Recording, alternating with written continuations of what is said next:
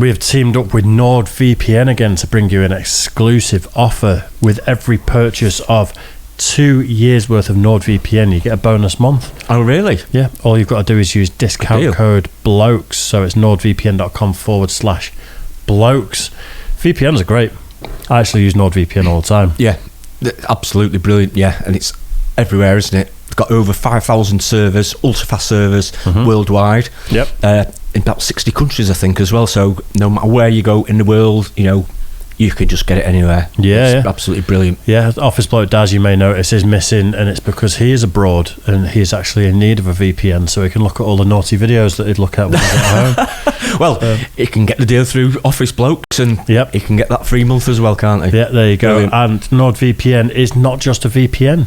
So there's MeshNet technology, which essentially makes like a local area network out of all your devices. Oh, right, So it sort of connects your devices together completely wirelessly. Okay. Brilliant. There is also a password manager, data scanners, there's threat protection. It's just everything. It's just the whole package. It's the full package, isn't it, for what you need for secure, online safety, protection. All of it. Brilliant. So I'll tell you again what our discount code is. It is Blokes. You have to head to nordvpn.com/Blokes. You get, with every purchase of 2 years, you get an extra bonus month. It's as simple as that. What could be easier? Nothing much, really. No, there you go. A brilliant product. There you go. Right. Cheers for that one, guys. Let's get into the video.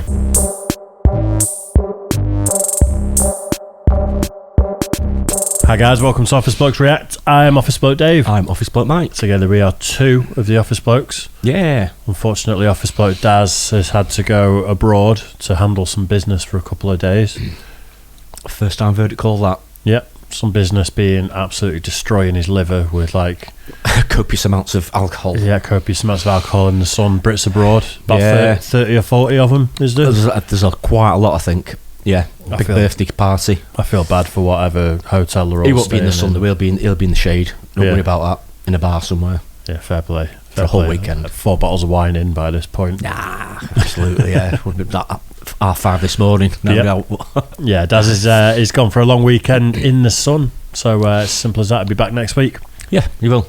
Yeah, there you go. Right, what have we got? Right, 8 dumb regular guys challenging pro fighters again. So we watched one off this guy's channel last week, I think it was. I think it was all three of us, or maybe it was me and Daz at one point. Yeah. It's just a guy breaking down people that think they can fight real fighters.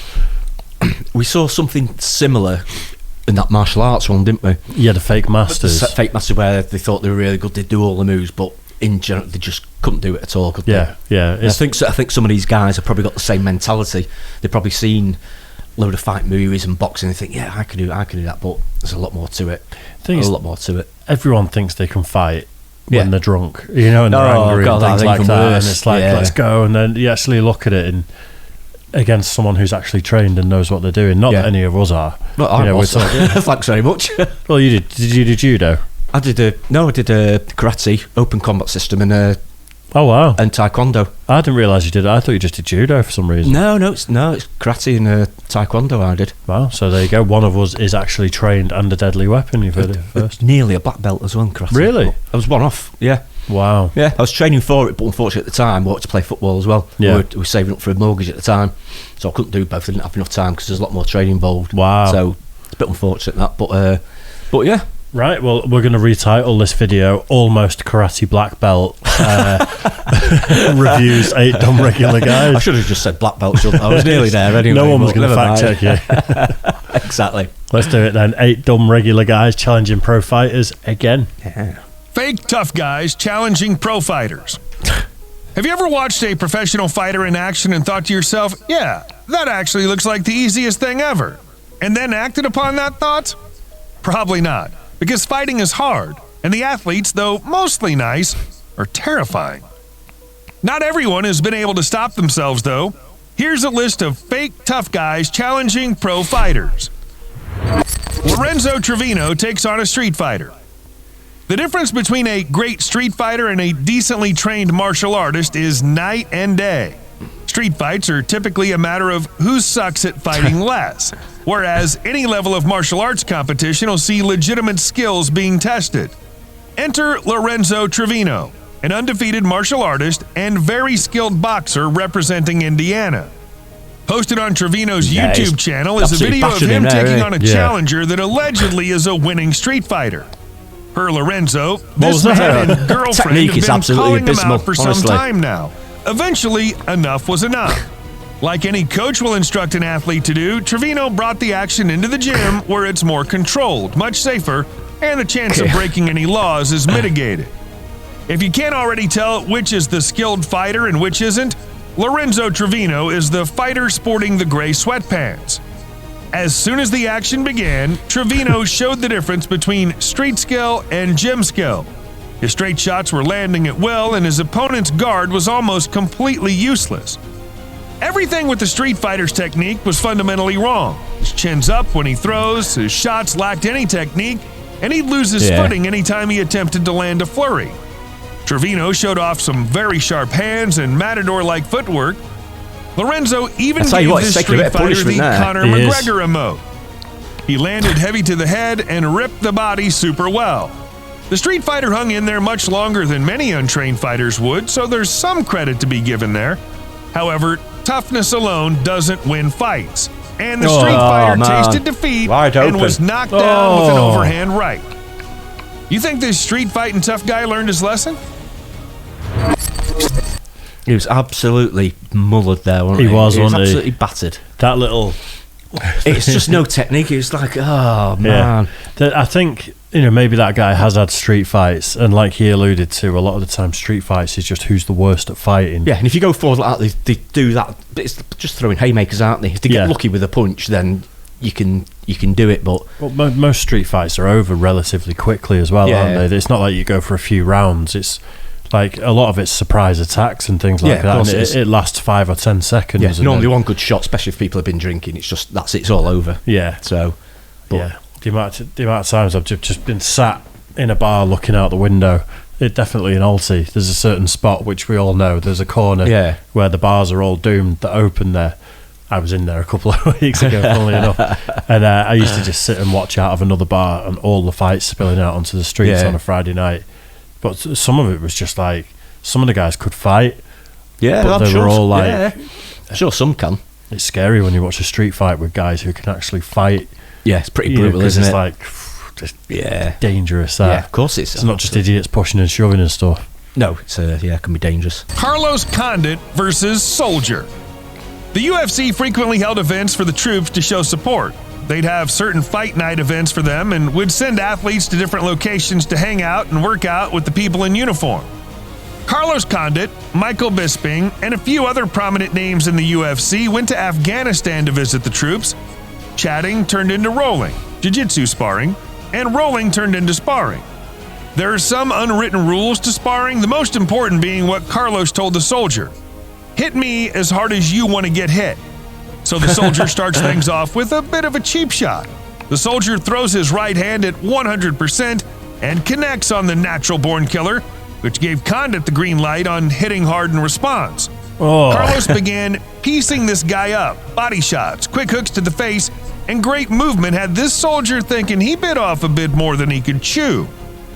It was too late to go back and throw that initial strike lightly, however. Condit lands a head kick that rocks the soldier, and then a right hand that sends him to the floor of the boxing ring. Rule of thumb, when Condit says to hit him only as hard as you want to be hit, just take it lightly, because we promise he can fight better than you. Alistair Overeem versus... I bet there's a lot of sort of testosterone or a lot of bravado going on there. Imagine Kite in the military. I mean, jeez. Yeah, I mean, the guy from the military fighting Ed, he'd want to put up a good show, wouldn't he, to be fair? Absolutely. He wouldn't want to be seen to be pussyfooting around or anything like that. So he probably can fight as well. Yeah, I'm sure he can. They showed a lot of them like rolling jiu-jitsu there. Like, I'm sure loads of them are pretty good. Oh, I think certain levels in the army you do get taught that, don't you? Probably at quite high level as well. Yeah. The longer you're in there, especially jiu-jitsu, hand-to-hand combat and stuff. But being pretty good at it versus a UFC fighter is just a little bit different when that's your job. Yeah. When you're training to actually fight. Yeah. Don't go out for that haymaker with your first shot as well. Exactly. I know. Versus reporter. When a reporter challenged Alistair Overeem, no, not that clip. Yeah, this guy. When this reporter was trying to do media with Alistair Overeem, he seemed to have challenged the Reem to a grappling match. The reporter asked for no punches to be thrown, but it's Overeem. He'll do whatever he wants. As the reporter lunged forward at Alistair, it's obvious that he's going 100% and straining himself to make a point for some reason, whereas Reem is toying with him, sprinkling in some light punches here and there. While in the clinch, the reporter goes for a takedown, but Overeem sprawls out. They both land in a neutral position, but Overeem gets on top and stands back up. The reporter continues to push forward, but Overeem moves his hips and stops any takedowns. It seems that the light body shots freeze the smaller man and finally stop him from moving forward. And it's then that Overeem hit a very clean trip, sending the reporter to the mat in a very swift manner. What do you think? Did the reporter go a bit too hard right off the bat? I don't think so, no. I kind of respect that one. That seemed like it was in good fun. I do, yeah, definitely. The reporter knew he wasn't going to beat him. Yeah, of course he did. I think it was just doing it for a bit of fun, Monty, but he had a bit of a go, but I don't think there's anything too harsh about that one, really. I think he's probably like a high school wrestler or something, the reporter. Maybe, yeah. You know, he's done a little bit maybe in his time, so... Yeah, I'm just going to shoot the leg and maybe I can drop it. But it'll look great for his report, won't it, I guess, for his channel and everything, so... I like that. I like seeing someone who's up for it and it's all in good fun, and you know you're going to get battered. But it's just and the other guy, he didn't go too hard on him, did he? No. He just kept him at bay, didn't he? A few little rabbit punches and that, but nothing much. He was just showing him I could hurt you here if I wanted. Absolutely. Yeah. Should Overeem have hit him harder or softer? Let us know in the comments section. While you're at it, hit that subscribe button too. Tap the bell icon and receive notifications whenever we post. Make sure that you're always in the loop with the channel. You can help us grow by sharing the video with your family and friends. Joe Rogan versus Fear Factor contestant. This is a pretty famous clip. Oh, is it? We may have even seen it on another video at some point. What's Fear Factor? It was a program in the States years ago that was people kind of competed against each other to do dangerous and grim things. It's almost I'm a Celebrity-esque. But more, in like stunts and sort of like physical. But they also used to eat grim things and there'd be like grim challenges as well. Yeah. I think it got cancelled because the people had to drink a load of like donkey cum or horse cum or something like. I didn't see that one. I'm not sure that ever aired, but it was like at that point it had obviously gone too far. You think so? Sickening. Come up with it. But it was just like grim, but also lots of physical challenges. Yeah. I think I watched a couple when I was growing up. But yeah, Joe Rogan was the presenter for it. Okay. And obviously he's a Taekwondo black belt. I don't know if he's pretty handy, isn't he? I don't know if he's a jiu-jitsu sort of black belt at this point, but he is now, I think. Yeah. But he's just a tough bastard, isn't he? Yeah, oh, absolutely, yeah. Not the couples therapy they asked for, but the couples therapy they needed. Joe Rogan stepped in when the wife of a toxic couple on Fear Factor attacked another contestant for chirping at her while she was in the middle of a challenge. She came over to the chirper, called him names, and assaulted him, prompting Joe Rogan to be the voice of reason. Rogan firmly stated that she can't just go around and assault people. Rogan then said that it's one thing for her and her husband to hit each other, but they can't assault others by using trash talk as a strategy. This didn't sit well with the husband, who then summoned up the courage of 20 grown men, or one Francis Ngannou, and shouted at Joe. After getting in Joe Rogan's face, the cameras cut to Rogan having the male contestant in a loose tie plum clinch. Rogan used this simply to neutralize the threat. Don't get it twisted, this position is very advantageous for Joe. He can knee, elbow, sweep, etc. from this spot, but he chose not to. This contestant's lucky that Rogan's a forgiving soul, otherwise he could have walked away with his nose touching his ear. Of all the terrifying challenges and nightmare-fueled twists that the show Fear Factor gave both contestants and the audience, it's safe to say that a fight-ready Joe Rogan is atop the list of most terrifying encounters. Should Joe Rogan have taught this guy a bit more? Yeah, I think that guy in short, I think he was lucky the other guy stepped in there. I think he was probably just weighing up a knee to the face or something there. I think he was getting him in a position where he could if it escalated, but I don't think he intended to. I don't think he had any intention of hurting the guy. Yeah, I don't think he wanted to, but you know. But he's also a fighter who knows you're going to protect yourself. Yeah. Get the guy in a vulnerable position and then figure it out from there. Yeah. But I mean, yeah, I don't know if we've ever seen it on here, but there's videos of Joe Rogan's leg kicks that he can do. Yeah, and he's had UFC fighters, top level guys, ask him to teach them how to do leg kicks. Oh, really? Yeah, because he's got some like for one of us, like normal guys that don't fight, he'd probably break one of our legs with a full leg kick. I'll bet. Yeah, it's horrific when you see it. Oh, wow. More of a lesson? Let us know what you think in the comments section down below. We'll move on from Joe Rogan to more Joe Rogan? Joe Rogan versus Comedy Store attendee. Outside the Comedy Store in Los Angeles, Joe Rogan had a discussion that unfortunately turned physical with someone attending the venue. Joe Rogan begins talking to the man about immigration laws, and the two go back and forth, all while a man in a green sweater is in between them and probably too stoned for his own good. The debate gets louder and louder, and the words become sharper because of it. Rogan thinks that this guy has no idea what he's talking about, and he lets him know that's how he feels. The person on the right is becoming increasingly more nervous. His nervous laughter and odd take on the world prompted Joe Rogan to call him crazy. He then lectured the man for not being rational and only wanting to be right about these important topics. Whether he's nervous or actually crazy, we can't tell, but he touched Joe Rogan, and Rogan warned him that if he touched him again, Joe'd choke him out. Would you look at that? He touched Rogan again. Joe locks in a guillotine choke and subdues the man. We finally get our answer on whether he's crazy or not after the choke. He said that nearly being put to sleep was exciting for him. So yeah, he's a bit crazy. Wow. That about does it for this video. Are there any other instances of fake tough guys challenging pro fighters that we should cover in our that sort of I don't know what he called it, like a guillotine headlock or something. What do you do? Like, how the hell do you get out of that? You just got your head twisted down in front of you. It's that bit that you're in as well, so it's difficult to get hold of anything to. Yeah, you'd have to be pretty good at jiu-jitsu to sort of come up with some sort of pressure point to get you off it. But a strong bloke like that, I mean, I think you'd be in danger of putting your neck on the line though if you tried anything, wouldn't you? Absolutely, it's probably got you within like an inch of something cracking and it being bad news for and this you. is against like a regular guy. I mean, the guy's got no chance, has he? No. Even like UFC fighters would succumb to something like that. So if you're not trained, you got no chance. You got zero chance. Like what I've heard a lot of people say, if you're ever in a situation where you're going to be in a street fight, look at people's ears. So they've got cauliflower ears or something. Yeah, just look at their ears. Yeah, and just be like, nope, I concede. I am out. Just swallow your pride and walk away. Yeah. Oh man. There's some good ones in that though. Yeah.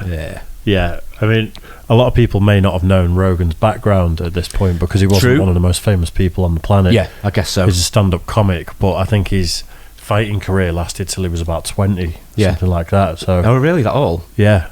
I think he was like a national champion taekwondo or something like that. But then he stopped to pursue comedy. Yeah.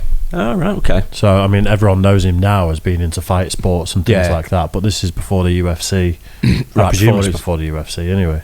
Yeah, I guess it would be looking at his age there, but... Yeah, but if you did know what he was like, I mean, you wouldn't sort of do that, would you? So maybe the guy just didn't have a clue as to what he was dealing with, sort of thing. Well, it's a comedy club as well, so, if people are just being a dick and they've had a few beers and stuff like that. It's just it's always like that, isn't it? A few beers and that's it. Falls apart. It's a mess. Yep. Just like Dazzy's weekend. Well, we'll see if he comes back with any injuries. He'll be fine. He'll be fine. Yeah. Nice. Right, I hope you guys enjoyed that as well. Make sure you like and subscribe and all that good stuff. And we'll see you again soon. Cheers.